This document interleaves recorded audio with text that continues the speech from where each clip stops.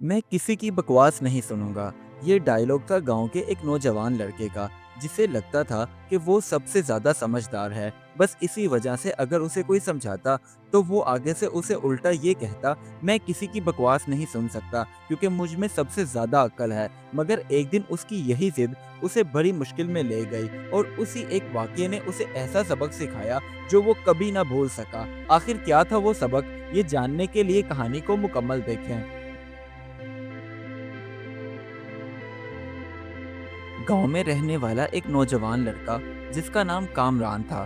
वो बहुत ही मेहनती और होनहार लड़का था, लेकिन उसमें एक खामी पाई जाती थी।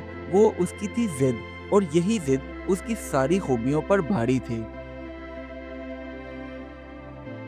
गांव के बड़े बुजुर्ग जब भी उसे कोई मशवरा देते या नसीहत करते या अपना उसके साथ कोई तजर्बा शेयर करते, तो वो उनकी बात सुने बगैर ही कहता, मुझे मशवरे की ज़रूरत नहीं, मैं किसी की बकवास नहीं सुन सकता क्योंकि मेरे पास इतना वक्त ही नहीं है। उसका वालिद भी अक्सर उसे यही समझाता था कि देखो बेटा, मुझे पता है तुम समझदार लड़के हो, लेकिन अगर कोई बड़ा बुजुर्ग तुम्हें कोई नसीहत दे या तुम्हें कोई मशवरा दे तो उसकी बात सुन लिया करो, यूं उसकी बेइज्जती ना किया करो, ये अच्छी बात नहीं है। लेकिन कामरान को गांव के दूसरे लोगों की बातें तो क्या, उसे अपने वालिद की नसीहत भी अच्छी नहीं लगती थी। इसलिए वो उन्हें भी गुस्से से कहकर यही चला गया कि मुझे अब्बा मत सिखाओ, मुझे सब मालूम है। इस बार कामरान के खेत की फसल बहुत अच्छी हुई थी, इसलिए उसने फैसला किया कि अब मैं एक नया तजर्बा करूंगा। लेकिन अब उसने किसी से कोई मशवरा ना लिया, बस खुद ही से ये फैसला कर लिया। अब जब उसने खेत में काम करना शुरू किया, तभी उसके पास एक बूढ़ा किसान आया और कहने लगा, देखो बेटा, मैं जानता हूँ तुम्हें कोई नसीहत नहीं चाहिए, लेकिन मैं फिर भी चाहता हूँ कि तुम्हारा कोई नुकसान ना हो, और इस मौसम में जो तुम फसल की काश्तकारी करने लगे हो, मत करो, क्योंकि ये मौसम ठीक नहीं है। मगर इस बार भी कामरान ने घटिया अल्फाज का इस्तेमाल करते हुए यही कहा, बुजुर्गों, मुझे किसी की बकवास सुनने की ज़रूरत नहीं है, इसलिए मैं जो काम कर रहा हूँ मुझे करने दो, और आप मेहरबानी करके यहाँ से चले जाएं। उस बुजुर्ग ने जब कामरान के मुंह से ये घटिया अल्फाज सुने तो वो वहां से चला गया। अब कामरान ने खूब दिल लगाकर वहां काम करना शुरू कर दिया। इतने में आसमान पर काले बादल आ गए, यूं लग रहा था जैसे बहुत जोर की बारिश होने वाली है। मौसम की खराबी को देखते हुए दूसरे किसान अपना काम छोड़कर वहां से जाने लगे। तभी उनकी नजर पड़ी कामरान की तरफ, तो वो उसके पास चले आए क्योंकि उन्होंने ये सोचा, ये तो हमारे दोस्त का बेटा है, इसकी इस्लाह करना हमारा फर्ज है। अब कामरान ने अपने मामूल की तरह उनकी भी बात ना सुनी और उल्टा उन्हें बुरा भला कहकर वहां से जाने दिया। अब वो खुद काम करने के लिए फिर से शुरू हो गया। इतने में तेज बारिश शुरू हो गई।